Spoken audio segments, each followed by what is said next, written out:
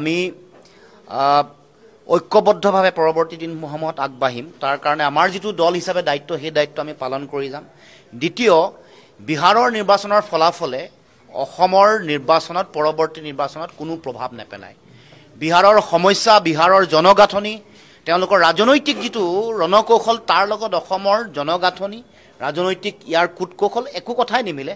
গতিকে আমি আজি সভাই দৃঢ়তাৰে মত পোষণ কৰোঁ যে বিহাৰৰ নিৰ্বাচনৰ ফলাফলে অসমৰ ৰাজনৈতিক প্ৰেক্ষাপটত তিলমানো প্ৰভাৱ পেলাব নোৱাৰে। আৰু পৰৱৰ্তী দিনসমূহত এইখন চৰকাৰৰ ব্যৰ্থতা, তেওঁলোকৰ ব্যাপক দুৰ্নীতি, চাৰিওফালে স্বজন তোষণৰ নীতি আৰু যি ধৰণে কৰ কাটলৰ বোজা জাপি দি অসমৰ সমাজত যি ধৰণে প্ৰভাৱ পেলাইছে, তাৰ বিৰুদ্ধে জনগণক ঐক্যবদ্ধ কৰি আগবাঢ়ি যাবৰ কাৰণে আমি পৰৱৰ্তী দিনসমূহত যিবোৰ জাতীয় ইছ্যুত তেওঁলোকে সমাধান কৰিম বুলি কৈ আজিলৈকে নকৰিলে, যিমানবোৰ বিষয় যোৱা 10 বছৰত, এতিয়া 10 বছৰ হ'বলৈ হৈছে, এই সময়ত যিমানবোৰ মিছা কথা ক'লে, মিছা কথাৰ ডছিয়াৰ প্ৰস্তুত কৰা হ'ব।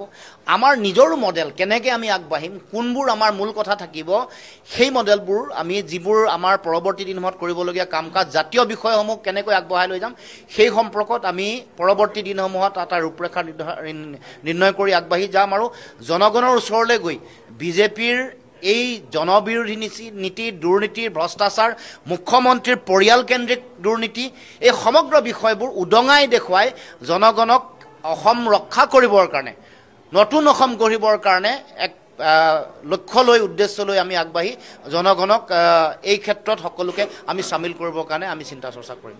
দলৰ পদবীৰ ক্ষেত্ৰত কিছু সালনি হৈছে, আজি নতুন দায়িত্ব অৰ্পণ কৰিছে।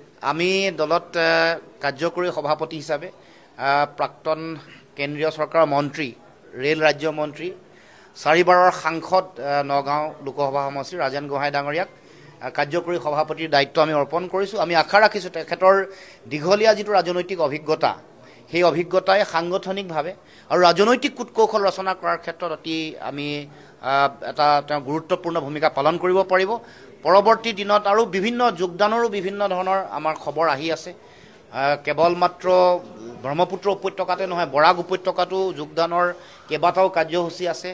তাৰ পৰৱৰ্তী দিনসমূহত নামনি অসম, উজনি অসম সকলো প্ৰান্ততে, বিশেষকৈ বিজেপিৰ যিসকল পুৰণা কৰ্মকৰ্তা, যিসকলক বহু দিন তেওঁলোকে কাম কৰিলে, কিন্তু এতিয়া বিজেপিয়ে যিহেতু আক্ৰান্ত কৰিলে, বিজেপিৰ আগ্ৰাসনৰ ফলত গোটেই বিজেপিটো এতিয়া পুৰণা যিসকল বিজেপি কৰ্মকৰ্তা, তেওঁলোকৰ তাত স্থিতি নোহোৱা হৈছে, তেওঁলোকৰ গুৰুত্ব নাইকিয়া হৈছে, সেই সকলো অহাৰ সম্ভাৱনা আছে, অহাৰ কাৰণে যোগাযোগ চলি আছে। গতিকে সেই কথা বতৰাবোৰ আমি আলোচনা কৰিছোঁ। এইবোৰ কেনেকৈ পৰৱৰ্তী দিনসমূহত আমি আমাৰ দলৰ মজিয়াত সকলোকে লৈ কেনেকৈ আগবাঢ়িব পাৰোঁ, কেনেকৈ সকলো জাতি জনগোষ্ঠীৰ মূল সমস্যা, এইবোৰক কেনেকৈ আমি দলে আগবঢ়াই লৈ যাব পাৰোঁ, সেই ক্ষেত্ৰত আমি ব্যাপক চৰ্চা কৰিছোঁ, আলোচনা কৰিছোঁ। এছআৰ সম্পৰ্কতো আমাৰ যিটো চামাৰী ৰিভিজনক লৈ ইতিমধ্যে ব্যাপক এটা চৰ্চা চলি আছে। এইটো এখন এটা নতুন ৰূপ। আমি যে আগতে কৈছিলোঁ, বহু বিদেশীয়ে, লক্ষ বিদেশীয়ে অসমৰ ভৱিষ্যত ভয়াৱহ, অসমৰ ৰাজনৈতিক অধিকাৰ কাঢ়ি লৈ যাব। এই যিটো এই এছআৰৰ যোগেদি তেওঁলোকে আমাৰ অধিকাৰ কাঢ়ি লৈ যাবৰ কাৰণে বিজেপিয়ে কূটকৌশল, নতুন ৰূপেৰে আহিছে এছআৰ অসমৰ মাটি।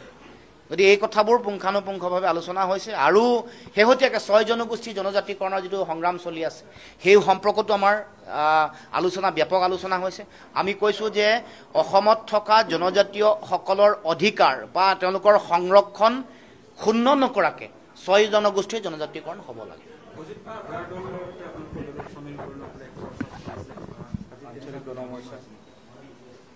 সকলো কথাই আলোচনা চলি আছে। আমাৰ নতুনকৈ কোন যোগদান কৰিব, কি হ'ব, সেই সম্পৰ্কত আমি আপোনালোকক খুব সোনকালে জনাম। কিন্তু খুব সোনকালে এই কথা বতৰাবোৰ আপোনালোকে গম পাব। এই মাহৰ ভিতৰতে তেনেকুৱা ধৰণৰ কেইবাটাও কাৰ্যসূচী হ'ব। তাৰপাছত ডিচেম্বৰৰ প্ৰথম সপ্তাহতো কেইবাটাও তেনেকুৱা যোগদানৰ কাৰ্যসূচী আছে।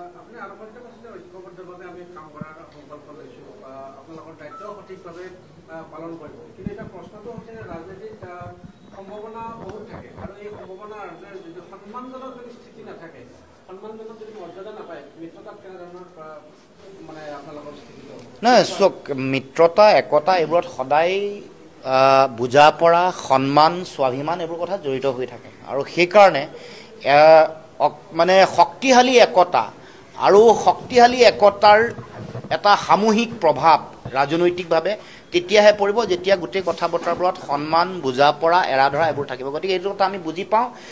সেইকাৰণে দায়বদ্ধতাৰে অসমৰ জনগণৰ প্ৰতি দায়বদ্ধতাৰে এই কথা বতৰাবোৰ আগবাঢ়িব। আৰু আমি সেইকাৰণে আজি আমিও বহুত আমি পৰ্যালোচনা কৰিছোঁ কেনেকৈ আমাৰ দল শক্তিশালী কৰিব পাৰোঁ, কেনেকৈ সাংগঠনিক সম্প্ৰসাৰণ তৃণমূল পৰ্যায়লৈকে কেনেকৈ আগবঢ়াই লৈ যাব পাৰোঁ, তাৰ লগে লগে এছাৰৰ যোগেদি বাহিৰৰ পৰা অহা মানুহক ইয়াক ভোটাধিকাৰ দি আমাৰ অধিকাৰ কৰাৰ যিটো ষড়যন্ত্ৰ এইটো কেনেকৈ বাধা দিব পাৰোঁ। বিভিন্ন ধৰণৰ প্ৰস্তাৱ আহিছে, কিন্তু আমি এটা সামূহিক এটা ডিচিশ্যন ল'ব লাগিব কথা বতৰা পাতি। কাৰণ আমি এতিয়া যিহেতু বিষয়বোৰ আলোচনা হোৱা নাই আমাৰ সকলো দলৰ মজিয়াত, তেতিয়া আমাৰ কথা বতৰাবোৰ আমিও দলৰ মাজত আমাৰ ইণ্ট্ৰস্পেকশ্যন থাকিব, ব্যাপক পৰ্যালোচনা থাকিব ক'ত কি স্থিতি। সেইকাৰণে আজি কৈছোঁ যে আমাৰ সেই সম্পৰ্কত আমাৰ দলত কোনটো পৰ্যায়ত কেনেকুৱা কাম চলি আছে, কি চলি আছে, সকলো প্ৰতিবেদন আমি বিভিন্ন মানে আমাৰ দলৰ এক্সিকিউটিভ যিসকল আছে জিলাবোৰ প্ৰতিনিধিত্ব কৰি তেওঁলোকৰ পৰা লৈছোঁ। আৰু আমাৰো যিসকল আমাৰ অবজাৰ্ভাৰ আছে তেওঁলোকো গৈ মানে আমাক অকল বন্ধ খামচিলত দিলেই নহ'ব, ক্ষেত্ৰভিত্তিক অধ্যয়ন কৰি পুংখানুপুংখভাৱে আমি সকলো বস্তু তেওঁলোকৰ পৰা ল'ম। সাংগঠনিক ভেটি সঁচাকৈ শক্তিশালী ক'ল পৰ্যায়লৈকে হৈছে। এনেই কেণ্ডিডেট হৈ কোনোবাই গপত গংগাটোপ হৈ থিয় হৈ থাকিলে নহ'ব, সংগঠন লাগিব, কাম লাগিব, আৰু এটা যিটো ষ্ট্ৰেটেজি প্ৰপাৰ ষ্ট্ৰেটেজি মেনেজমেণ্ট কৰা যিটো দায়িত্ব সেইটো হ'ব লাগিব। আমি বাস্তৱৰ লগত আগতেও যোৱাবাৰ আমি 83টা সমষ্টিত আমি টিকট দিছিলোঁ, 83টা সমষ্টিত, আৰু আমি 25,000তকৈ বেছি ভোট পোৱা সমষ্টি বহুত আছে।